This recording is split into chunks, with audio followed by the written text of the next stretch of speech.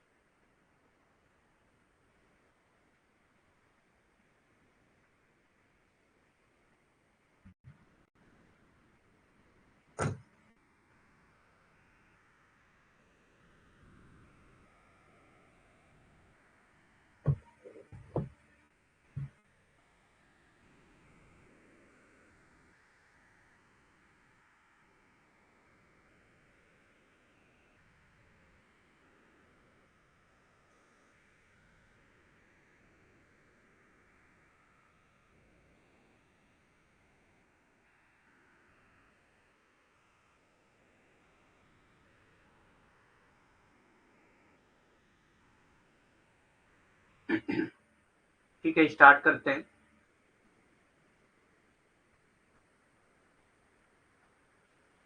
तो एक अनाउंसमेंट है, संडे को 9 PM पे गूगल मीट है। संडे यानी कि परसों।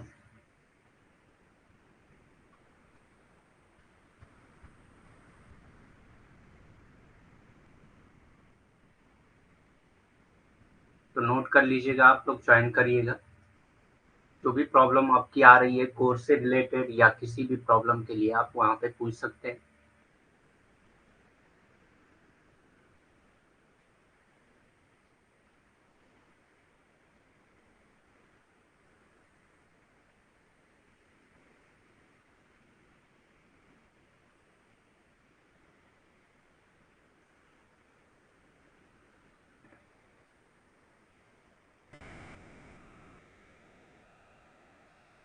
हम लोग पार्ट 2 करने वाले हैं, जिसमें सबसे पहला जो टर्म आता है वो आता है सोशल एक्शन। ठीक, तो every action is to be understood as a product of interaction of dynamizing and controlling forces। ठीक, प्रत्येक क्रिया को गतिशील और नियंत्रित करने वाली शक्तियों की परस्पर क्रिया के उत्पाद के रूप में समझा जाना चाहिए। तो जो भी एक्शन हो रहा है वो उसको आपको क्या समझना होगा, as a product of the interaction of dynamising and controlling forces. दोनों डायनामाइजिंग और कंट्रोलिंग फोर्सेज, दोनों फोर्सेज को आपको समझना होगा। हाँ, मीट ज्वाइन करना है, कंपलसरी नहीं है, लेकिन आप ज्वाइन करते हैं तो बहुत सारी चीज़ें आपको क्लियर होती हैं उससे, तो इसीलिए ज्वाइन करना सही है। सामाजिक कार्य के बारे में टालकट पर्सन ने बात किया है। प्रत्येक क्रिया को गतिशील और नियंत्रित करने वाली शक्तियों की परस्पर क्रिया के उत्पाद के रूप में समझा जाना चाहिए।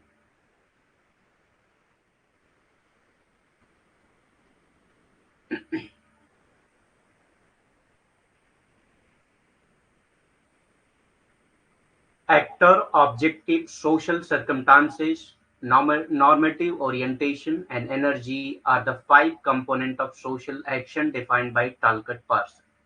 ठीक, तो टालकट पार्सन के जो सोशल एक्शन है उसके 5 कंपोनेंट उन्होंने बताए हैं। वो 5 कंपोनेंट कौन कौन से हैं वो हम देख लेते हैं। तो जो 5 कंपोनेंट हैं वो है actor, objective, social circumstances, normative orientation and energy. ठीक, तो ये 5 कंपोनेंट बताया है टालकट पार्सन ने। ठीक,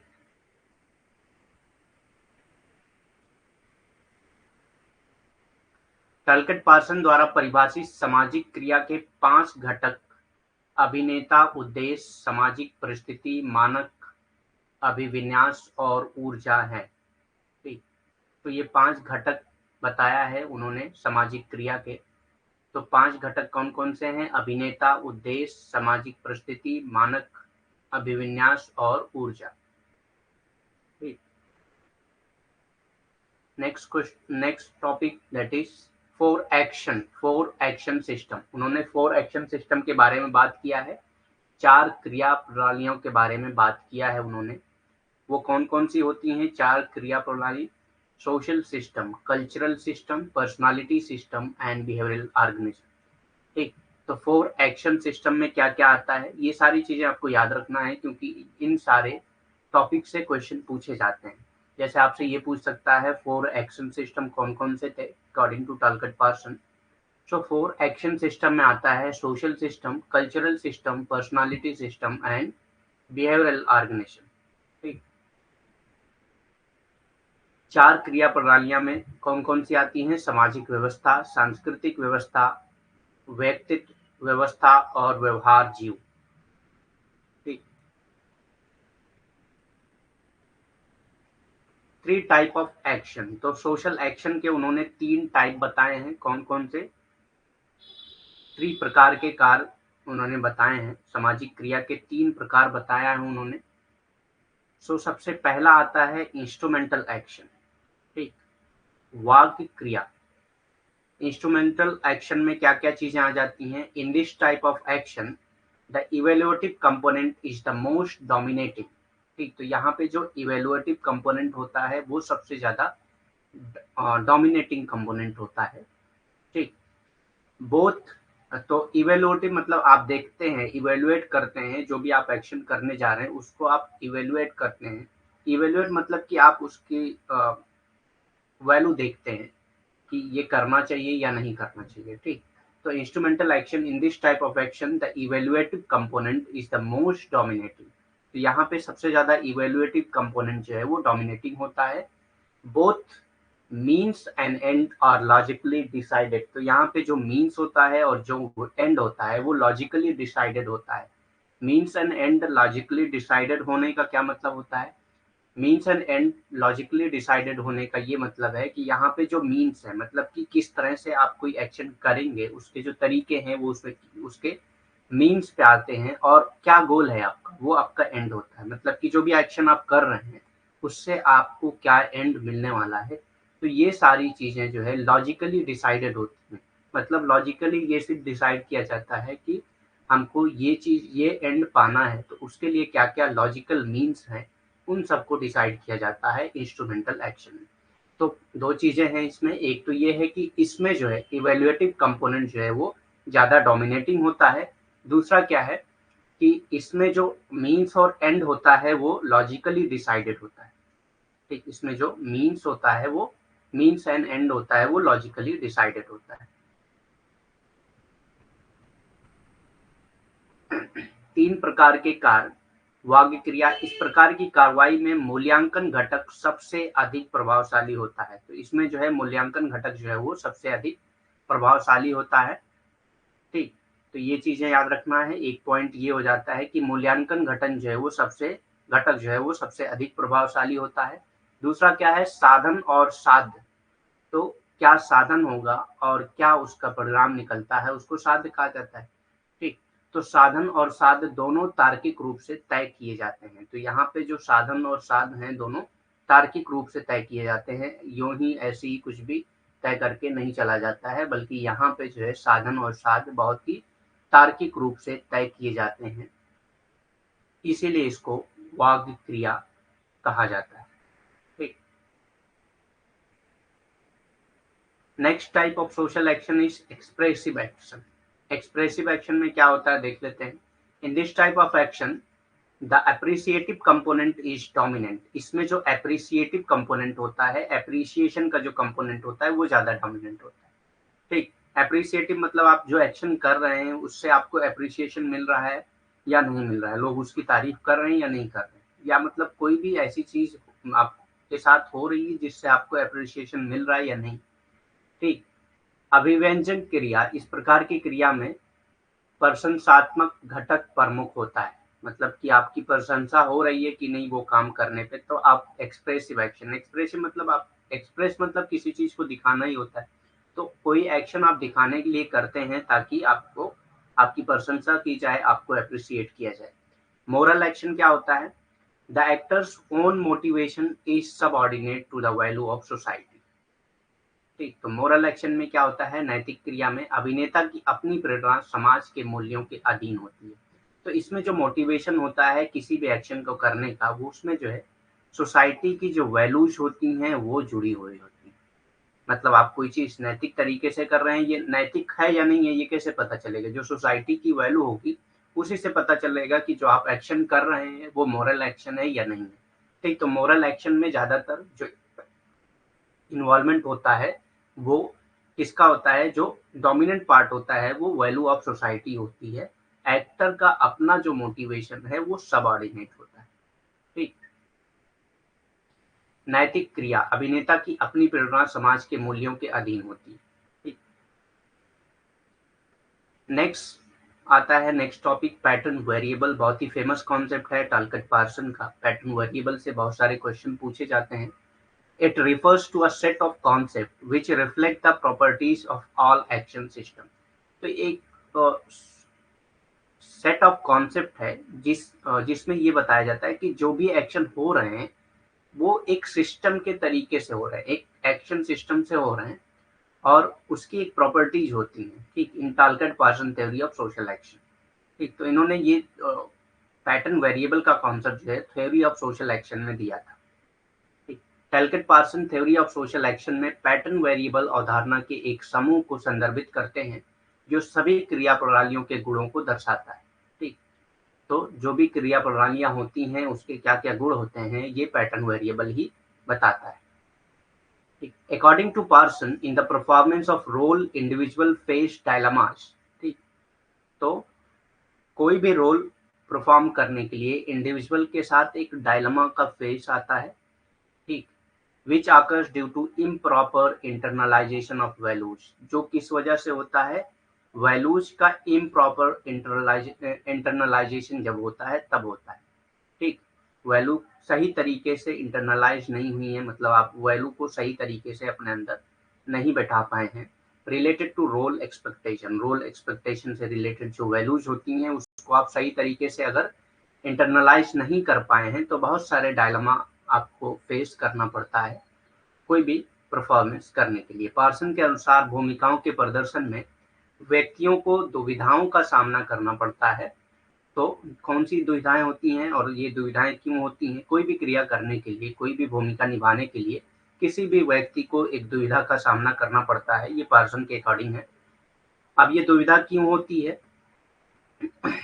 जो भूमिका अपेक्षा से संबंधित मूल्यों के अनुचित अंतरीकरण अंतरिकरण के कारण उत्पन्न होती है। तो जब जो है जो मूल्य है, जो भी मतलब भूमिका अपेक्षा से संबंधित मूल्य हैं, वो सही तरीके से आपके अंदर नहीं घुल पाते हैं, तो उस वजह से ऐसी दुविधाएं उत्पन्न होती हैं।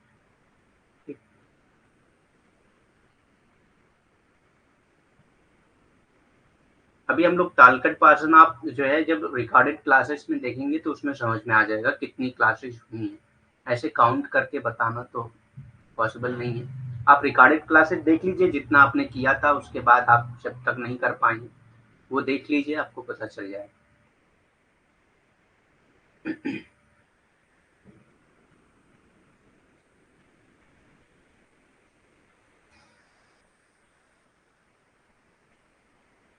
These strain in the role performance are reflected in 5 set of dilemmas। तो ये जो चीजें होती हैं ये 5 सेट ऑफ डायलमास के अंदर ही होती हैं। जब भी कोई आदमी रोल परफॉर्मेंस करता है तो उसको 5 सेट ऑफ डायलमास से गुजरना पड़ता है। Place dichotomously with each other representing one polar extreme. ठीक, डायटोमसली एक दूसरे के साथ रिप्रेजेंट करती हैं। ठीक, पोलर एक्सट्रीम तक। पोलर एक्सट्रीम मतलब एक डायटोमसली मतलब क्या कहेंगे, एक दूसरे के अपोजिट। दो पैटर्न होते हैं, एक दूसरे के अपोजिट होते हैं और दो अलग अलग एक्सट्रीम पोल होते हैं।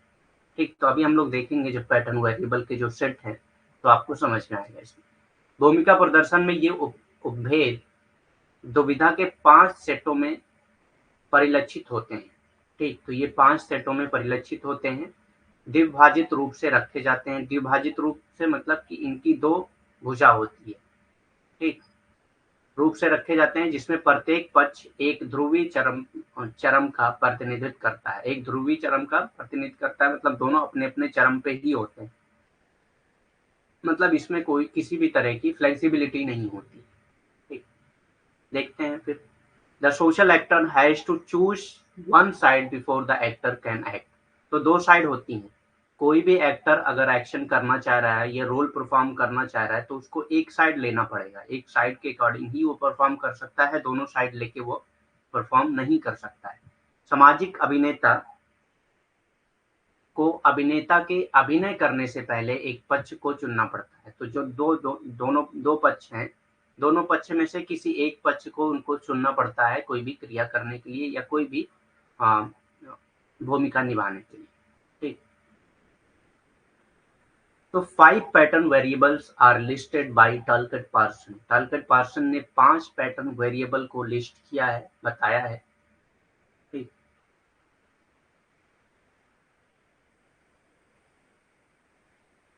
हाँ 10 जुलाई से क्लास स्टार्ट हुई है, जिसमें वेडनेसडे और थर्सडे क्लासेस यूट्यूब पे होती हैं, बाकी रेगुलर क्लासेस हुई। पार्सन्स द्वारा सूचीबद्ध 5 पैटर्न वेरिएबल्स हैं। ठीक, तो वो 5 पैटर्न वेरिएबल कौन कौन से हैं? अफेक्टिविटी वर्सेस अफेक्टिव न्यूट्रलिटी। ठीक, तो यहाँ पे देखिए अफेक्टिविटी, अफेक्टिव कहते हैं इमोशंस को, वर्सेस अफेक्टिव न्यूट्रलिटी। दो पोल हैं, ठीक, दोनों में से किसी एक पोल को सिलेक्ट करना होगा। जैसे कि अगर मुझको कोई एक्शन करना है, तो अब मुझको डिसाइड करना होगा कि मैं अफेक्टिव बेस पे कोई एक्शन करूंगा या अफेक्टिव न्यूट्रलिटी के बेस पे एक्शन करूंगा। ठीक, अफेक्टिविटी पे अगर एक्शन करूंगा, जैसे कि जो मदर होती हैं वो ज्यादातर अफेक्टिविटी पे एक्शन करती हैं। अफेक्टिव मतलब इमोशन जुड़े होते हैं, अफेक्टिव न्यूट्रलिटी में मतलब आपका इमोशन नहीं जुड़ा होता है, जैसे कि ब्यूरोक्रेसी में होता है। ठीक, तो ब्यूरोक्रेट्स अगर एक्शन करेंगे तो वो अफेक्टिव न्यूट्रल होकर एक्शन करेंगे, लेकिन अगर आप अपने फैमिली में कोई एक्शन करते हैं तो उस वक्त आप क्या करते हैं, अफेक्टिविटी लेके चलते हैं अपने माइंड में, आपके माइंड में इमोशंस जुड़े होते हैं। ठीक, तो दो पोल हैं, दोनों में से किसी एक पोल को चूज करना होता है। जरूरी नहीं है कि आदमी एक बार चूज कर लिया तो दोबारा वो चूज नहीं कर सकता। फैमिली में वो हो सकता है कि वो अफेक्टिव एक्शन कर रहा हो, लेकिन ऑफिसेज में या मतलब और जो उसकी प्रोफेशनल जगह है वहां पे वो अफेक्टिव न्यूट्रल रहता हो। ठीक, दोनों चीजें हो सकती हैं उसके साथ। ठीक, तो अब पहला पैटर्न वेरिएबल जो है वो है अफेक्टिविटी वर्सेस अफेक्टिव न्यूट्रलिटी। उत्पादकता बनाम भावनात्मक तटस्थता। ठीक, तो यहाँ पे भावनात्मक कर सकते हैं आप।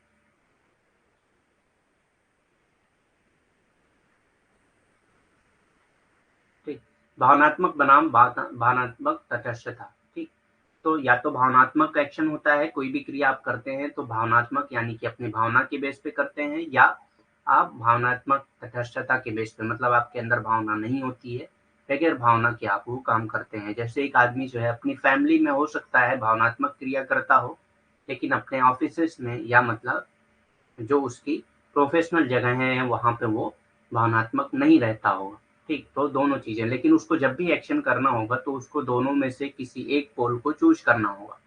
ठीक, या तो वो भावनात्मक ही रह सकता है या भावनात्मक नहीं रह सकता है। ठीक, या रह सकता है या नहीं रह सकता है, तो किसी एक पोल को उसको चूज करना होगा। दूसरा पैटर्न वेरिएबल क्या है? Self orientation versus collective orientation. स्व अभिन्यास बनाम सामूहिकता उन्मुखीकरण। ठीक, ओरिएंटेशन मतलब क्या होता है? ओरिएंटेशन कहते हैं कि किसी चीज को उभारना। ठीक, तो self orientation versus collective orientation, उसका अपना सेल्फ ओरिएंटेशन उस एक्शन से जुड़ा है या कलेक्टिव ओरिएंटेशन कम्युनिटी का ओरिएंटेशन उससे जुड़ा है। ठीक, दोनों चीजें हो सकती हैं। ठीक, स्व अभिन्यास बनाम सामूहिकता उन्मुखीकरण। ठीक, तो या तो उसका अपना स्व उन्मुखीकरण होता होगा या सामूहिकता उन्मुखीकरण होता होगा, इस बेस पे वो एक्शन करता है। ठीक, तो ये दूसरा पैटर्न वेरिएबल है। तीसरा यूनिवर्सलिज्म वर्सेस पार्टिकुलरिज्म। सार्वभौमिकता बनाम विशिष्ट विशिष्टतावाद। विशिष्टतावाद। ठीक, यूनिवर्सलिज्म वर्सेस पार्टिकुलरिज्म। तो या तो वो यूनिवर्सलिज्म यानी कि यूनिवर्सल बेस पे या पार्टिकुलर बेस पे करता हो, ठीक। या तो वो यूनिवर्सलिज्म को फॉलो करता होगा या पार्टिकुलरिज्म को। यूनिवर्सलिज्म मतलब पूरे यूनिवर्स में जो कॉमन चीजें हैं उसको लेके चल रहा होगा वो, या तो पार्टिकुलरिज्म उसका अपना पर्सनल मतलब ओपिनियन हो सकता है उस एक्शन को करने के लिए, ठीक। सार्वभौमिकता के बेस पे या तो वो काम कर सकता है या अपने आप में अपना स्वयं का जो मतलब विशिष्टतावाद है उसके बेस पे वो काम कर सकता है। एस्क्रिप्शन वर्सेस अचीवमेंट, हो सकता है कि वो जो एक्शन कर रहा है वो अपने एस्क्रिप्शन के बेस पे कर रहा है या अपने अचीवमेंट के बेस पे कर रहा है, ठीक। या तो एस्क्रिप्शन के बेस पे या अचीवमेंट के बेस पे। एस्क्रिप्शन और अचीवमेंट के बेस पे मतलब एस्क्रिप्शन मतलब एक ब्राह्मण है, तो वो जो एक्शन ब्राह्मण का जो एक्शन करेगा वो किस बेस पे करेगा, एस्क्रिप्शन के बेस पे। और एक ब्यूरोक्रेट्स है वो हमेशा अचीवमेंट के बेस पे वर्क करेगा, ठीक। श्रेय बनाम उपलब्धि, तो श्रेय मतलब जो उसको जन्म से मिला जो चीज है, ठीक। जन्म से मिला मतलब कि जैसे एक ब्राह्मण है तो ब्राह्मण जो है जो भी एक्शन करेगा वो उसका श्रेय है, उसका काम है, जन्म से उसको वो काम दिया गया है। उपलब्धि मतलब वो किसी ऑफिस में काम कर रहा है, किसी ऑफिस के किसी पद पद पे है, या मतलब कि आप कह सकते हैं नौकरशाही के किसी पद पे है, तो वो क्या करेगा, वो उसकी उपलब्धि है, ठीक। स्पेसिफिसिटी वर्सेस डिफ्यूजनेस, विशिष्टता बनाम प्रसार, तो ये हो सकता है कि वो अपनी स्पेसिफिसिटी के बेस पे कोई काम कर रहा हो, मतलब कि उसका अपना स्पेसिफिक ओपिनियन उससे जुड़ा हो, वर्सेस डिफिशियंस या मतलब प्रसार के बेस पे, विशिष्टता बनाम प्रसार। तो आपको जनरली आपसे ये पूछा जाता है कि पैटर्न वेरिएबल कौन कौन से हैं, तो ये आपको याद रखना है। मैं एक बार फिर से बता दूं इसको, ठीक। Affective versus affective neutrality, self orientation versus collective orientation, universalism versus particularism, ascription versus achievement, specificity versus diffusionist,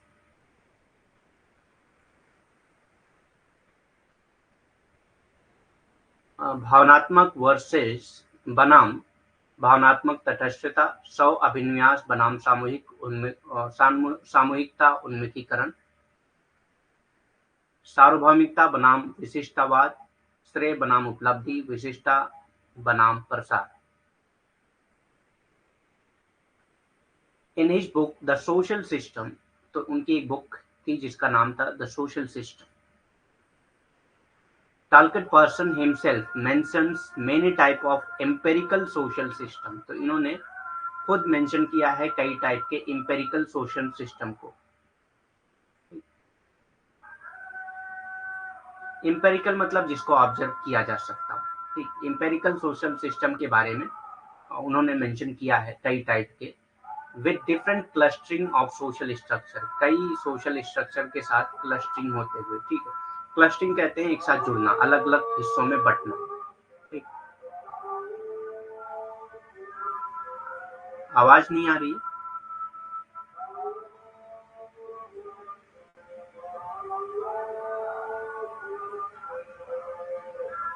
hello.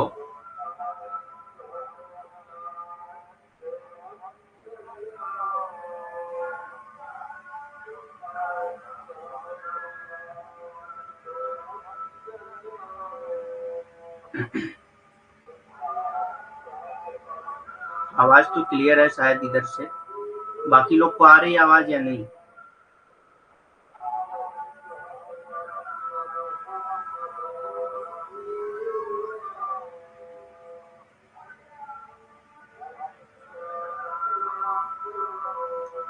ठीक, आवाज क्लियर है, आप देख लीजिए, कनेक्शन हो सकता है थोड़ा गड़बड़ हो।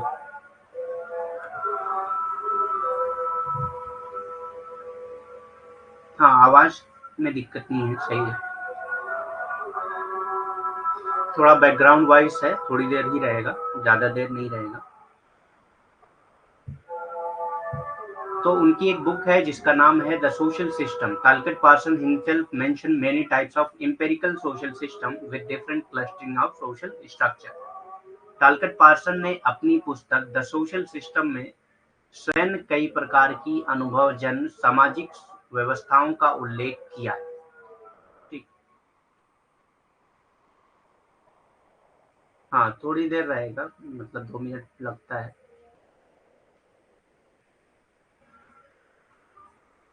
टालकट पार्सन ने अपनी पुस्तक द सोशल सिस्टम में स्वयं कई प्रकार की अनुभवजन्य सामाजिक व्यवस्थाओं का उल्लेखन किया है। तो सोशल सिस्टम एक पुस्तक है उनकी, जिसमें उन्होंने कई प्रकार की अनुभवजन्य सामाजिक व्यवस्थाओं का उल्लेखन किया है। अनुभवजन्य सामाजिक व्यवस्था क्या कहलाती है, किसको कहते हैं? जिसका अनुभव किया जा सकता, ठीक, का उल्लेख किया है, जिसमें सामाजिक संरचना के विभिन्न समूह हैं। इसमें सामाजिक संरचना के विभिन्न समूह हैं, अलग अलग समूह बनाए हुए हैं, ठीक। तो जब अलग अलग ग्रुप बनाए हुए होते हैं तो उसी को क्लस्टरिंग कहा जाता है। ये मेंशन फोर सच टाइप। अब ये जो समूह हैं अलग अलग, तो ये एम्पेरिकल सिस्टम के बारे में बात किया। तो ये एम्पेरिकल सिस्टम में 4 समूह की बात उन्होंने किया है। 4 तरह के 4 तरीके का उल्लेख उन्होंने किया। तो पहला जो है वो यूनिवर्सलिस्टिक वर्सेस अचीवमेंट पैटर्न, ठीक। तो ये याद रखना है आपको चारों, यूनिवर्सलिस्टिक वर्सेस अचीवमेंट पैटर्न, यूनिवर्सलिस्टिक वर्सेस उपलब्धि पैटर्न, द यूनिवर्सलिस्टिक एस्क्रिप्शन पैटर्न, और दूसरा क्या है, यूनिवर्सलिस्टिक एस्क्रिप्शन पैटर्न। एक तो ये है यूनिवर्सलिस्टिक अचीवमेंट पैटर्न, मतलब कि जो आपकी उपलब्धि होती है वो। एक यूनिवर्सलिस्टिक एस्क्रिप्शन पैटर्न, मतलब यूनिवर्सल बेस पे जो एस्क्रिप्शन का पैटर्न है वो, ठीक। तो यूनिवर्सलिस्टिक उपलब्धि पैटर्न, ये यूनिवर्सलिस्टिक नहीं होगा बल्कि सार्वभौमिक होगा, ठीक।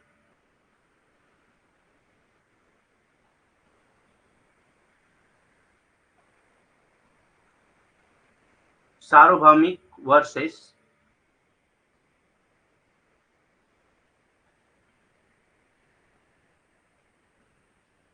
श्रेय पैटर्न,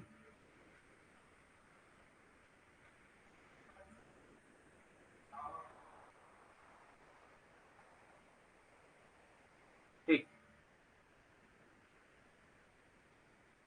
तीसरा है द पार्टिकुलरिस्टिक अचीवमेंट पैटर्न। अब यहाँ पे देखिए यूनिवर्सलिस्टिक की जगह पे पार्टिकुलरिस्टिक और अचीवमेंट पैटर्न हो गया, ठीक।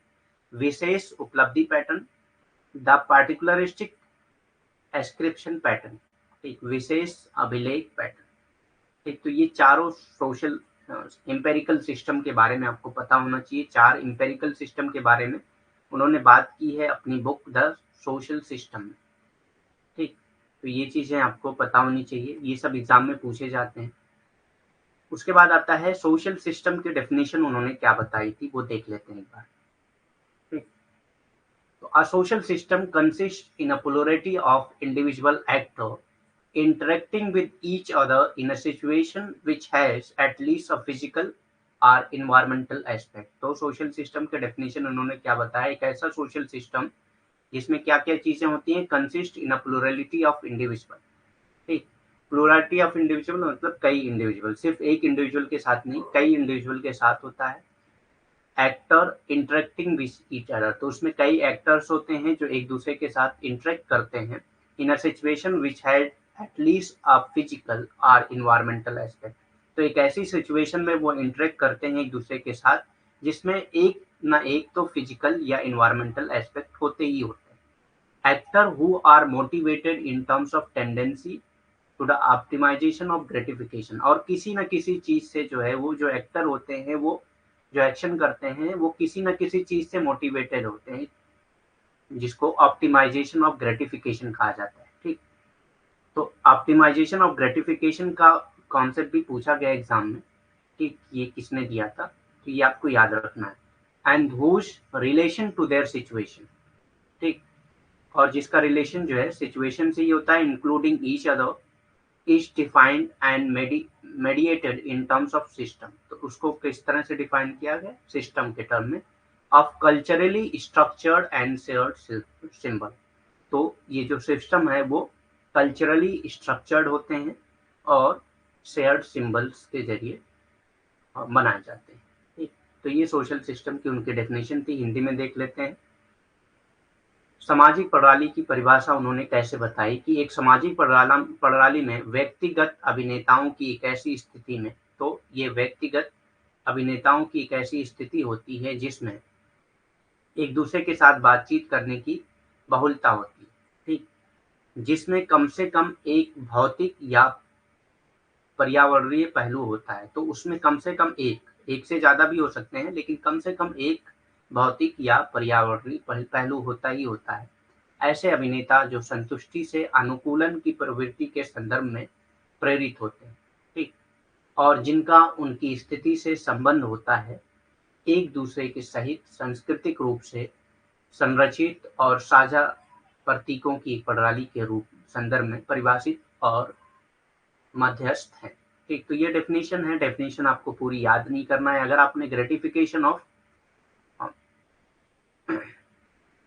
ये ऑप्टिमाइजेशन ऑफ ग्रेटिफिकेशन सिर्फ याद कर लिया तो वो पूरा आपको समझ में आ जाएगा। ठीक, तो ये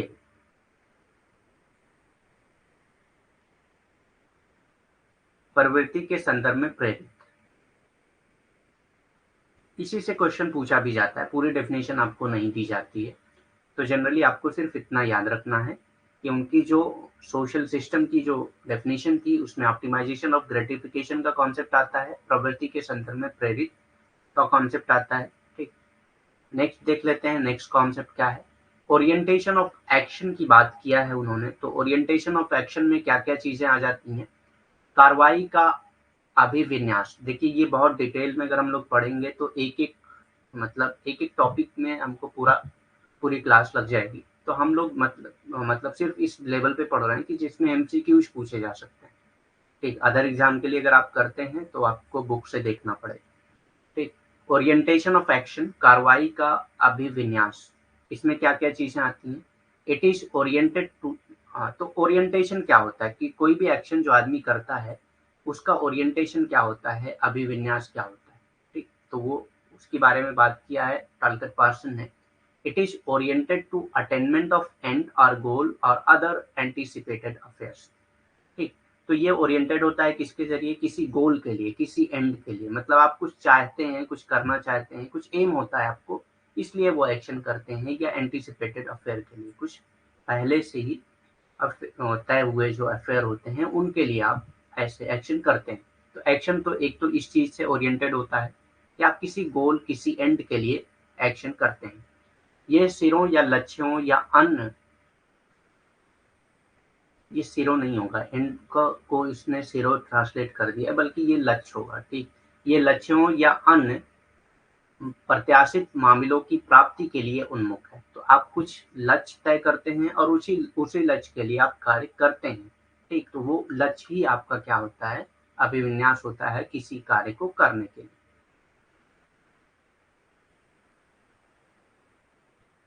दूसरा क्या है, इट ऑकर्स इन सिचुएशन, किसी सिचुएशन में आप एक्शन करते हैं। मतलब आपका कोई गोल नहीं है, ठीक, कोई एंटिसिपेटेड अफेयर नहीं है, लेकिन आप क्या कर रहे हैं, किसी सिचुएशन में फंस गए हैं या कोई ऐसी सिचुएशन हो गई है जिसमें आपको वो एक्शन करना पड़ रहा है।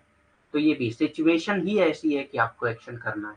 तो कुछ ऐसी सिचुएशन भी आ जाती हैं जिसके प्रति आपको एक्शन करना पड़ता है। ये स्थितियों में होता है, कुछ ऐसी स्थिति आपके पास आ जाती है, चाहे वो पॉजिटिव स्थिति हो सकती है, मतलब या नेगेटिव भी हो सकती है, दोनों चीजें हो सकती हैं। ठीक, तो उस स्थिति में आप एक्शन करते हैं। तो वहां पे जरूरी नहीं है कि आपका कोई लक्ष्य हो, ठीक, आपका कोई गोल हो, ऐसा जरूरी नहीं है, लेकिन सिचुएशन है इसलिए आप वो एक्शन करते हैं। It is regulated by norms and values of society, और जो आपका एक्शन होता है वो ज्यादातर रेगुलेट किया जाता है norms and values of society. ठीक, कुछ एक्शन ऐसे होते हैं जो आप अपनी वैल्यू के बेस पे काम करते हैं, जैसे जो मोरल एक्शन होते हैं वो सोसाइटी के वैल्यू के ही बेस पे होते हैं। ठीक, जैसे कोई आदमी अगर सड़क पे किसी का एक्सीडेंट हो गया, आप उसकी मदद कर रहे हैं, तो ये क्या है, एक तरह की आपकी वैल्यू है। ठीक, तो वैल्यू आपकी है, इस वजह से आप ऐसा कर रहे हैं। ठीक, ये समाज के मानदंडों और मूल्यों द्वारा नियंत्रित होता है। ठीक, तो कुछ समाज के मानदंड और मूल्य होते हैं जिसकी वजह से भी एक्शन या क्रिया होती है। ठीक, तो कुछ क्रियाएं ऐसी होती हैं जो समाज के मानदंडों और मूल्यों द्वारा नियंत्रित होती हैं। It involves an investment of energy और मोटिवेशन और इफर्ट। ठीक, इसमें जो है एनर्जी का इन्वेस्टमेंट होता है, मतलब आप एनर्जी को खर्च करते हैं और कुछ ना कुछ मोटिवेशन और इफर्ट इससे जुड़ा होता है। ठीक, इसमें ऊर्जा या प्रेरणा का प्रयास का निवेश होता है। तो आप किसी प्रेरणा की वजह से, किसी मोटिवेशन की वजह से एक्शन करते हैं। ठीक, तो ये ओरिएंटेशन से रिलेटेड ये चार चीजें हैं। एक बार फिर देख लेते हैं। It is oriented to attainment of end और गोल और अदर एंटिसिपेटेड अफेयर, ये लक्ष्यों या अन्य प्रत्याशित मामलों की प्राप्ति के लिए उन्मुक्त हैं। इट ऑकर्स इन सिचुएशन, ये स्थितियों में होता है। It is regulated by norms and values of society, ये समाज के मानदंडों और मूल्यों द्वारा नियंत्रित होता है। It involves an investment of energy और मोटिवेशन और इफर्ट, इसमें ऊर्जा का प्रेरणा या प्रयास या निवेश शामिल है। ठीक, तो बहुत डिटेल में नहीं पढ़ते हम लोग, जो क्वेश्चन आपसे पूछे जा सकते हैं एमसीक्यूज के बेस पे वो हम लोग पढ़ रहे हैं। उसके बाद मोटिवेशन क्या होता है, कोई भी एक्शन जो होता है उसका मोटिवेशन क्या होता है, द मोटिवेशनल ओरिएंटेशन और मोटिव्स। ठीक, प्रेरक, अभिनिवेश, उद्देश्य, ये इसमें साइकोलॉजिकल एस्पेक्ट जुड़ा होता है। ठीक, तो ये चीज आपको याद रखना है कि जहां पे भी मोटिवेशनल ओरिएंटेशन की बात होगी वहां पे साइकोलॉजिकल एस्पेक्ट जुड़ा होता है। प्रेरक, अभिविन्यास, उद्देश्य, इसमें मनोवैज्ञानिक पहलू जुड़ा होता है। ठीक, the range of motivational orientation are 3। अब यहाँ पे जो मोटिवेशनल ओरिएंटेशन है वो भी 3 है, प्रेरक झुकाव की सीमा 3 है। ठीक, अब कौन कौन सी है ये motivational orientation, cognitive, pathetic and evaluative. अब डिटेल में नहीं जाएंगे हम लोग, आप लोग देख लीजिएगा अगर आपको देखना होगा कि ये कॉग्निटिव, पैथेटिक और इवेल्युएटिव होते क्या है। वैसे एग्जाम में आपको सिर्फ इतना पूछता है कि जो मोटिवेशनल ओरिएंटेशन है वो कौन कौन से हैं, तो 3 है, कॉग्निटिव, पैथेटिक और इवेल्युएटिव, CCE। CCE संज्ञानात्मक, भेदक, मूल्यांकन करने वाले। ठीक, तो ये होता है सबम, संज्ञानात्मक, भेदक और मूल्यांकन करने वाला। ठीक, सबम या सीसी, हिंदी में सबम और इंग्लिश में सीसी। डिटेल में समझाने के लिए एक एक उसमें बहुत टाइम लगेगा। आपको क्वेश्चन जो पूछे जाते हैं वो मोटिवेशनल ओरिएंटेशन में कौन कौन सी चीजें आती हैं वो पूछा जाता है। ठीक, अगर डिटेल में समझाना होगा तो मैं मतलब अगर आप लोग को चाहिए ही डिटेल में तो मैं उसको समझा सकता हूँ नेक्स्ट क्लास में, लेकिन चूंकि हम लोग इतना लंबा खींचेंगे एक एक टॉपिक को तो बहुत ज़्यादा हो जाएगा, क्योंकि हमारे काम का है नहीं। जो एमसीक्यूज हमको पूछे जाते हैं वो हमको सिर्फ इतने पूछे जाएंगे कि मोटिवेशनल ओरिएंटेशन में कौन कौन सी चीज़ें आती हैं। ठीक, या मतलब हिंदी में क्या कहेंगे इसको, प्रेरक अभिविन्यास में क्या क्या चीज़ें आती हैं, तो उसमें आता है कॉग्निटिव, पैथेटिक एंड इवेल्युएटिव। ये एग्जाम आपके ऑप्शन में दिया होता है, संज्ञानात्मक, भेदक और मूल्यांकन करने वाला। तो ये तो आप सीसीई से याद रख लीजिए या सबम से, जो हिंदी वाले हैं वो सबम और जो इंग्लिश वाले हैं वो सीसीई। एक डिटेल में अगर आप लोग को चाहिए तो आप मतलब जो चैट बॉक्स है ऐप पे उस पर मैसेज कर दीजिएगा। अगर ज़्यादातर लोगों का मैसेज आता है तो मैं उसको कल डिटेल में समझा दूँगा, क्योंकि देखिए डिटेल में समझाने के लिए कुछ टाइम चाहिए, तो 1-2 क्लासेज और इसमें खींचनी होंगी मुझको।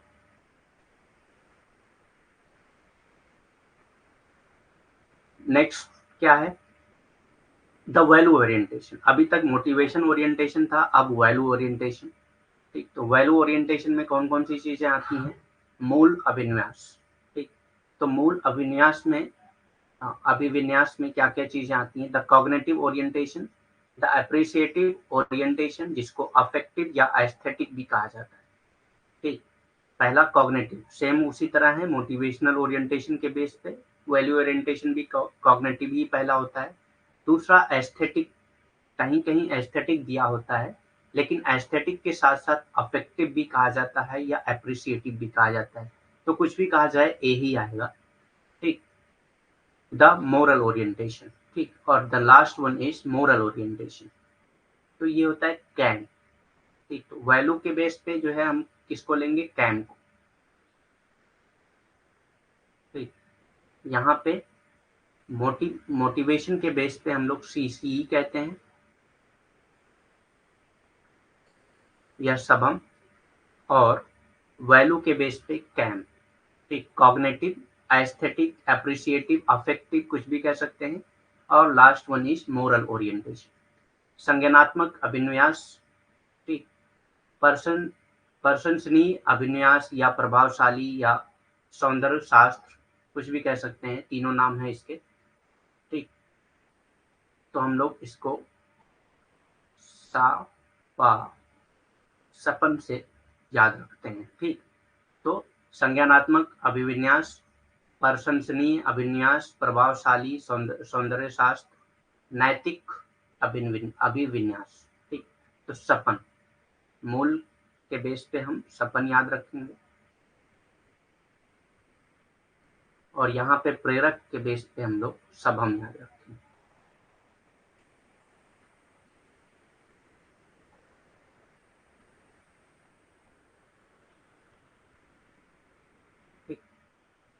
अब ये सब भी हम लोगों को डिटेल में ही, मतलब अगर आपको कोई ऐसा मतलब सब्जेक्टिव एग्जाम देना है तो इसको डिटेल में पढ़ना होता है, जो आप लोग पीजी में हो सकता है पढ़े भी हों, अक्सर मतलब सिलेबस में पढ़ाया जाता है ये, लेकिन हम लोग इसलिए डिटेल में नहीं पढ़ते हैं क्योंकि और डिटेल में जो है एमसीक्यूज में ये सारी चीजें नहीं पूछी जा सकती। ठीक, तो आपको बस इतना पूछ लेगा कि वैल्यू ओरिएंटेशन में क्या क्या चीजें आती हैं, जिसका जो वैल्यू ओरिएंटेशन का जो एस्पेक्ट होता है वो कल्चरल एस्पेक्ट होता है। मोटिवेशनल ओरिएंटेशन का जो एस्पेक्ट था वो साइकोलॉजिकल एस्पेक्ट था, यानी कि मनोवैज्ञानिक, क्या कहेंगे उसको हिंदी में, मनोवैज्ञानिक पहलू था। लेकिन जो वैल्यू ओरिएंटेशन है वो कल्चरल एस्पेक्ट होता है, मूल अभिन्यास जो है वो सांस्कृतिक पहलू के बेस पे होता है। तो ये चीजें आपसे पूछी जा सकती हैं कि वैल्यू ओरिएंटेशन जो है वो कौन सा एस्पेक्ट है, तो ये कल्चरल एस्पेक्ट हो जाएगा। और वैल्यू ओरिएंटेशन में क्या क्या चीजें आती हैं, तो कॉग्निटिव, एप्रिसिएटिव, एस्थेटिक, अफेक्टिव, दूसरे नंबर पे कुछ भी है, तीनों में से आ सकता है, या मोरल। ठीक, तो उसके लिए आपको कैम याद रखना है, वैल्यू, ठीक, सपन, मूल्य। Next, variable sum theory of power के बारे में बात किया है इन्होंने। तो आपको जनरली ये क्वेश्चन पूछा जाता है कि variable sum theory of power किसने दिया था। ठीक, तो ये चीजें आपको याद रखना है। इसको थोड़ा हम लोग डिटेल में पढ़ते हैं। चैप्टर का नाम यही है, चैप्टर का नाम आप जब ये डालेंगे, देखिए, ओरिएंटेशन ऑफ एक्शन, तो इसमें सारी चीजें आ जाती हैं। ओरिएंटेशन ऑफ एक्शन में ही, कार्रवाई का अभिविन्यास में ही ये सारी चीजें आपकी आती हैं। मोटिवेशनल ओरिएंटेशन भी उसी में आता है और वैल्यू ओरिएंटेशन भी उसी में आता है। ठीक, ओरिएंटेशन ऑफ एक्शन चैप्टर का नाम है, कहीं पे भी आप सर्च करेंगे, गूगल पे भी सर्च करेंगे तो आपको मिल जाएगा ये सारी चीजें। और बुक में भी जो जिनमें जो है टालकेट पार्सन की थ्योरी लिखी होंगी, उसमें ओरिएंटेशन ऑफ एक्शन की थ्योरी भी लिखी होगी, तो आप वहां पे पढ़ लीजिएगा। Value sum theory of power की बात किया है टालकेट पार्सन ने, शक्ति का चर योग सिद्धांत। एक चीज और आप ये कर सकते हैं, अगर डिटेल में पढ़ना है तो आप लोग पढ़ के आइए, अगर उसमें कोई कंफ्यूजन है तो पूछ सकते हैं। ठीक, क्योंकि सारी चीजें डिटेल में पढ़ना फिर एक दो क्लासेस और लगेंगी इसमें। Parson reject the constant sum concept of power and the view that power is employed in the furtherance of sectional interest। ठीक, तो कांस्टेंट सम ऑफ पावर को जो है पार्सन रिजेक्ट करते हैं, और ये कहते हैं कि जो पावर है वो एम्प्लॉयड होता है in the furtherance of sectional interest. Parson शक्ति का चर योग सिद्धांत क्या कहता है, पार्सन शक्ति की निरंतर योग अवधारणा को खारिज करते हैं। तो जो शक्ति की निरंतर योग अवधारणा है उसको पार्सन जो है खारिज करते हैं, और कहते हैं कि शक्ति का उपयोग अनुभागीय हित को आगे बढ़ाने के लिए किया जाता है। ठीक, तो शक्ति का उपयोग किस लिए किया जाता है, अनुभागीय हित को आगे बढ़ाने के लिए किया जाता है, सेक्शनल इंटरेस्ट को आगे बढ़ाने के लिए किया जाता है पावर का उपयोग। तो इन्होंने variable constant sum of power को रिजेक्ट किया है। कांस्टेंट और वेरिएबल में फर्क क्या होता है, वेरिएबल कहते हैं जो चेंज होता रहता है, कांस्टेंट कहते हैं जो फिक्स रहता हो। ठीक, शक्ति का चर योग, चर किसको कहते हैं, जो बदलता रहता है, और निरंतर किसको कहते हैं, जो फिक्स रहता है, बदलता नहीं। तो निरंतर योग अवधारणा को वो रिजेक्ट करते हैं, यानी कि कांस्टेंट सम पावर को वो रिजेक्ट करके वेरिएबल सम पावर देते हैं। तो ये भी आपसे क्वेश्चन पूछता है कि variable sum theory of power देते वक्त उन्होंने किस चीज को रिजेक्ट किया था, तो वेरिएबल की जगह पे आपको कांस्टेंट कर देना है। Constant sum power of theory को उन्होंने रिजेक्ट किया था, निरंतर योग अवधारणा को उन्होंने रिजेक्ट किया था, और ये कहा था कि सेक्शनल इंटरेस्ट को आगे बढ़ाने के लिए पावर का इस्तेमाल किया जाता है। अनुभागीय हित को आगे बढ़ाने के लिए शक्ति का इस्तेमाल किया जाता है। He regards power as something possessed by the society as a whole. तो उन्होंने पावर को ये माना कि पावर जो है किसी एक आदमी के पास नहीं होता है, बल्कि सोसाइटी एज अ होल उसको अप्लाई करती है, उसको पॉज करती है। वो शक्ति को समग्र रूप से समाज के पास रखने वाली वस्तु के रूप में देखते हैं। ठीक, तो वो ऐसा नहीं कहते हैं कि शक्ति जो है किसी एक व्यक्ति के पास होती है, बल्कि वो समाज के पास होती है। ठीक, power is the generalised facility or the resources in the society. Power जो है जनरलाइज फैसिलिटी या रिसोर्सेज है सोसाइटी की। जनरलाइज मतलब जो सबके पास होती है कुछ ना कुछ। एक शक्ति समाज में सामान्यीकरण सुविधा का संसाधन है। ठीक, तो ये variable sum theory of power थी। Next, evolutionary framework or sub process of evolution. तो इवोल्यूशनरी फ्रेमवर्क को का दूसरा नाम है सब प्रोसेस ऑफ इवोल्यूशन। ठीक, विकासवादी ढांचा या विकास की उप प्रक्रिया। तो ये भी टालकट पार्सन का है। तो कई बार आपसे ये डायरेक्ट क्वेश्चन पूछ लेता है कि इवोल्यूशनरी फ्रेमवर्क या सब प्रोसेस ऑफ इवोल्यूशन किसने दिया था। तो विकासवादी ढांचा या विकास की उप प्रक्रिया का कॉन्सेप्ट किसने दिया था। तो इसमें पहली चीज जो आती है डिवीजन और डिफरेंशिएशन। पहले क्या होता है, इवोल्यूशन कैसे कैसे होता है ये बताया इन्होंने। ठीक, तो सबसे पहले होता है डिवीजन, डिफरेंशिएशन, विभाजन और भेदभाव होता है। उसके बाद एडॉप्टेशन, फिर जो है एडॉप्टेशन होता है, अनुकूलन होता है। एडॉप्टेशन मतलब किसी भी सिचुएशन में अपने आप को ढालना, किसी भी परिस्थिति में अपने आप को ढालना, वो क्या कहलाता है, अनुकूलन कहलाता है। तो पहले जो भी सोसाइटी है उसका विभाजन होता है, डिवीजन या डिफरेंशिएशन होता है। ठीक, फिर उसमें एडॉप्टेशन यानी कि अनुकूलन होता है। फिर इंटीग्रेशन और इंक्लूजन होता है। इंटीग्रेशन या इंक्लूजन मतलब कि यूनिटी उसमें क्रिएट होती है। ठीक, एकीकरण या समावेशन होता है। वैल्यू सिस्टम उससे जुड़ता है, फिर उसका जनरलाइजेशन होता है। मूल प्रणाली या समानवीकरण होता है उसका। ठीक, तो ये इवोल्यूशनरी फ्रेमवर्क या सब प्रोसेस ऑफ इवोल्यूशन आता है। ठीक, तो DAIV आता है इसमें।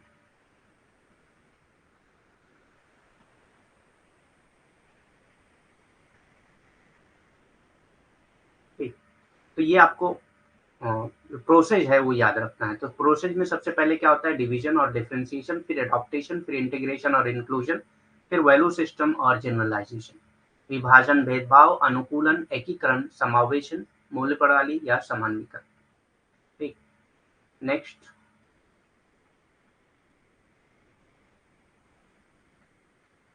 टाइप ऑफ सोसाइटी की बात किया है तो उन्होंने 3 टाइप की सोसाइटी की बात की है। ये भी बहुत डिटेल में हम नहीं जाएंगे, क्योंकि वो टाइप ऑफ सोसाइटी से डायरेक्ट क्वेश्चन पूछता है एनटीए हमेशा कि कितने टाइप की सोसाइटी की बात किया है टालकट पार्सन ने, कितने प्रकार के समाज की बात किया है।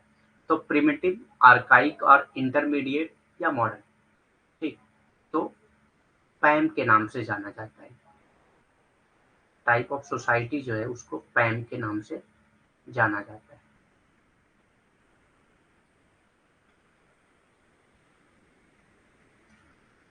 समाज के प्रकार,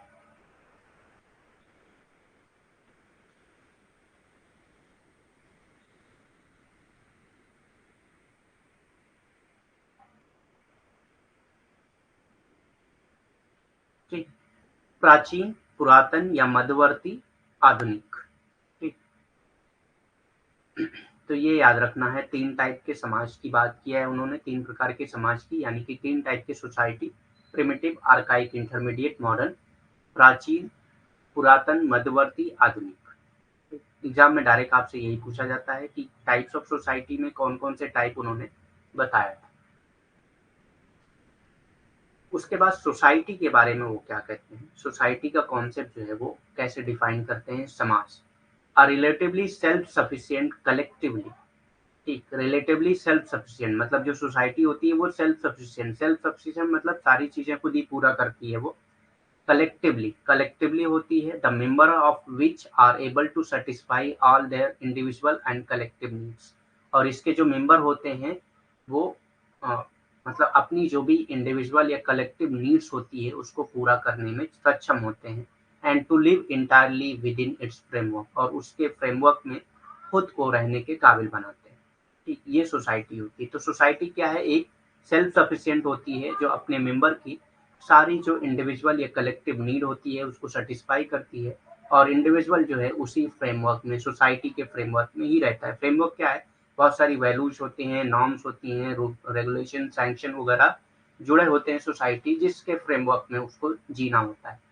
एक अपेक्षाकृत आत्मनिर्भर सामूहिकता, ठीक, तो अपेक्षाकृत आत्मनिर्भर सामूहिकता होती है समाज में, जिसके सदस्य अपनी सभी व्यक्तिगत और सामूहिक आवश्यकताओं को पूरा करने और पूरी तरह से इसके ढांचे के भीतर रहने में सक्षम होते हैं।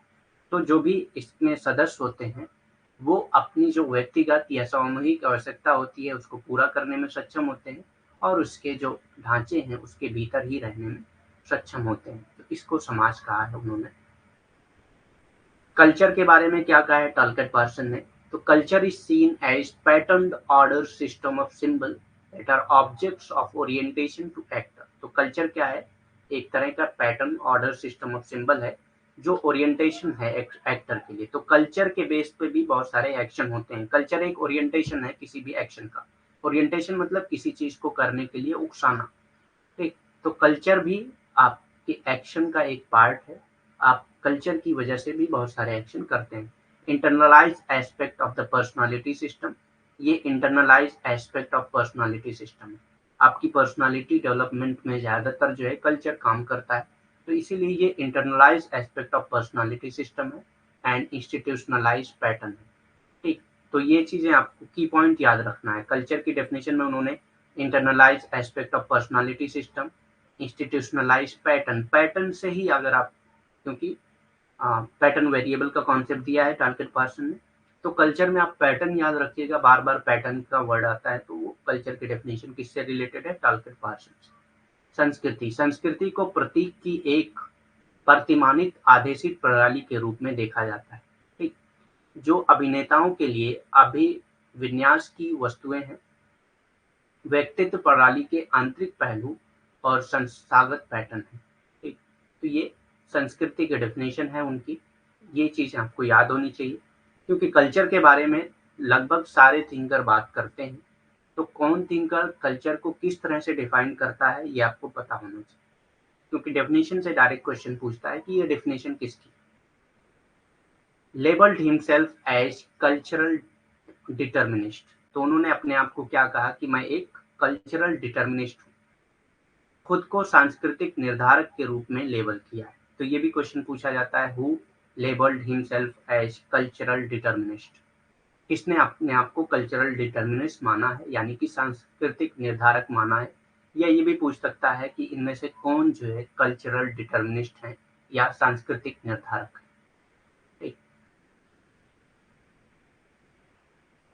बुक देख लेते हैं फास्ट थोड़ा, क्योंकि टाइम भी हो चुका है। Translated the Protestant ethic and the spirit of capitalism, तो Protestant ethic and the spirit of capitalism किसकी बुक है, वेबर की। इसको उन्होंने ट्रांसलेट किया था 1930 में। ठीक, the structure of social action, तो ये भी क्वेश्चन पूछता है कि who translated the book Protestant ethics and the spirit of capitalism. ठीक, तो टालकिट पार्सन ने किया था। The structure of social action 1937 में पब्लिश हुई, और दूसरा ट्रांसलेशन उन्होंने किया था the theory of social and economic organisation. ठीक, theory of social and economic organisation का भी ट्रांसलेशन जो है वो टालकिट पार्सन ने किया था। Essay in Sociological Theory 1949, The Social System 1952,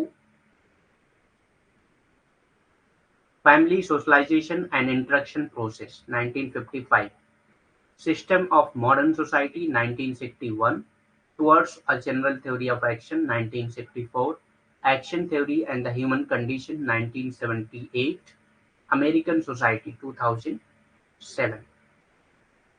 तो ये बुक भी आपको याद रखना है, कौन सी बुक टालकिट पार्सन से रिलेटेड है। जो मोस्ट इंपॉर्टेंट है वो मैं बता दे रहा हूँ। ये दोनों ट्रांसलेशन आपको याद रखना है, बहुत ही इंपॉर्टेंट है। दूसरा ये the structure of social action, इससे भी बहुत बार क्वेश्चन पूछे जा चुके हैं, तो ये भी बहुत इंपॉर्टेंट है। बाकी सोशल सिस्टम से भी क्वेश्चन आता है, और बाकी उतने इम्पोर्टेंट नहीं है। सोशलाइजेशन से डायरेक्ट एडल्ट सोशलाइजेशन से क्वेश्चन पूछता है, या इकोनॉमिक सोसाइटी में सोशलाइजेशन, या मतलब जो फैमिली है वो किस तरह की होनी चाहिए, उससे क्वेश्चन आता है, तो बुक से नहीं आता है उतना। वैसे तो सारे बुक इम्पोर्टेंट हैं, किसी से भी कोई भी बुक उठा के पूछ सकता है आपसे, तो ऐसा नहीं कहा जा सकता है कि ये बुक नहीं पूछी जाएगी, लेकिन जो जनरली पूछी जाती है वो मैं बता दे रहा हूँ। तो ये भी पूछा जाता है, ये भी इम्पोर्टेंट है, towards a general theory of action. ठीक, और बाकी ये दोनों ट्रांसलेशन है, और ये book the structure of social action, social system. ठीक, और कोई क्वेश्चन पूछना है तो पूछ सकते हैं, एनी क्वेश्चन अगर है तो बताइए, वरना लीव करते हैं क्लास।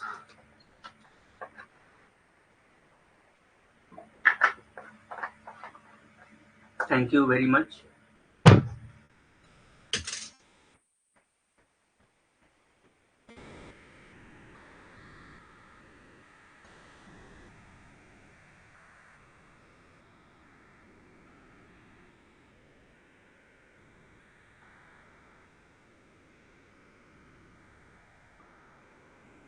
नोट्स डाउनलोडिंग में कोई दिक्कत नहीं आ रही ना किसी को? नोट्स डाउनलोड करने में या नोट्स मतलब ओपन होने में कोई प्रॉब्लम हो रही हो, तो आप ऐप पे भी डायरेक्ट मैसेज कर सकते हैं, या इस नंबर पे कॉल करके पूछ सकते हैं, या मैसेज करके पूछ सकते हैं।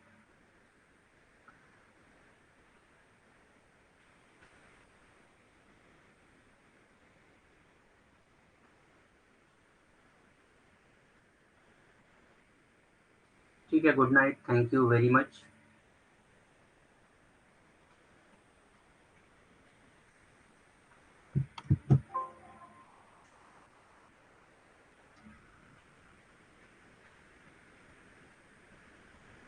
क्वेश्चन तो हो रहे हैं, यूट्यूब पे क्वेश्चन हो रहे हैं।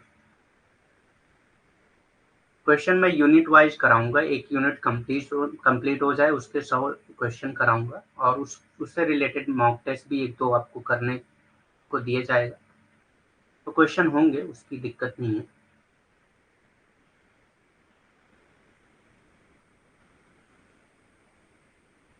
अभी हम लोग यूट्यूब पे पीवाईक्यूज कर रहे हैं, और मैंने ये प्लान किया है कि अब जो हम लोग यूट्यूब पे क्लासेस करेंगे, तो जो हम लोग ऐप पे क्लासेस हो चुकी हैं, जो टॉपिक्स हो चुके हैं, उसी से रिलेटेड क्वेश्चन हम लोग यूट्यूब पे कर लिया करेंगे।